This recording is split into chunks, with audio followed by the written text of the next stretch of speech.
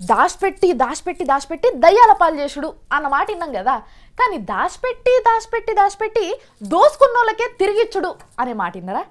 ఏహే ఊకోవమ్మ ఊకో, అట్లా ఎవరన్నా ఇస్తారా? అంత తెలివి తక్కువ దొంగలు కూడా ఉన్నారా ఇప్పుడు అని అనుకుంటారు కదా. అసొంటిదే ఒక ముచ్చట్టున్నది చూడుండ్రి, ఎంత డిఫరెంట్గా ఉంటుందో. ఇట్స్ అ మిరాకిల్ యా. నిన్నీయాల నెల్లూరు జిల్లాలో ఓ ఇచ్చంతరం అయిందివా. ఇగోగిన నెల్లూరులో ఓ ఊళ్ళే బుడ్డ కిరాణా దుకాణం వసంటి నడిపిస్తున్నాడట. నిత్య దుకాణం బంద్ చేసి తాళం వేసిపోయేది. పొద్దుగాలు వచ్చి గల్లపేట చూస్తే అప్పుడప్పుడు కొన్ని నోట్లు కనబడకుండా పోయేదట. ఈ ఒక్కో పారైతే 10 రూపాయలు 50 రూపాయల కట్టలే మాయమయ్యేటి అట. చెప్పుకున్న సిగ్గు పోతుందని ఎవ్వరు చెప్పకుండానే ఊకున్నాడు. ఇగో నాటు దుకాణంలో ఏదో చచ్చిపోయినట్టు వాసన వస్తుండే వరకలా ఏడికెళ్ళి వస్తుంది ఏం కథ అని బాగా చూసి ఓ పెట్టేసంటూ దాంట్లోకెళ్ళి వస్తున్నదని కనిపెట్టిర్రు. ఇక ఆ డబ్బాకు బుడ్డ రంధ్రం కూడా ఉన్నదట. మరి ఏళ్ళు పెట్టి చూస్తే అందులోకెళ్ళి 50 రూపాయల నోటు వెళ్ళింది. తీస్తా ఉంటే వెళ్తున్నాయట నోట్లు. పురక ఇండ్ల పైసలు ఎక్కడిరో అని ఆయనతో ఆ డబ్బా వలగొట్టి చూస్తే ఏమున్నది అందులోకెళ్ళి ఏం తక్కువ 30,000 రూపాయలు వెళ్ళినాయట. అన్ని నోట్లే.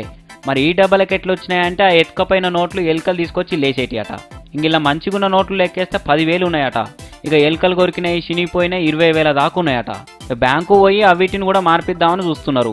ఇగో గిది ఆ దొంగ ఎలుక చేసిన పని. మొత్తానికి చచ్చిపోతుంటే దాచిన పైసలు వాళ్ళ ఇంట్లోకే ఇచ్చేసింది. మంచిగుంది కదా ఈ దొంగ ఎలుక కథ. మీరు కూడా జాగ్రత్తగా ఉండుర్రి.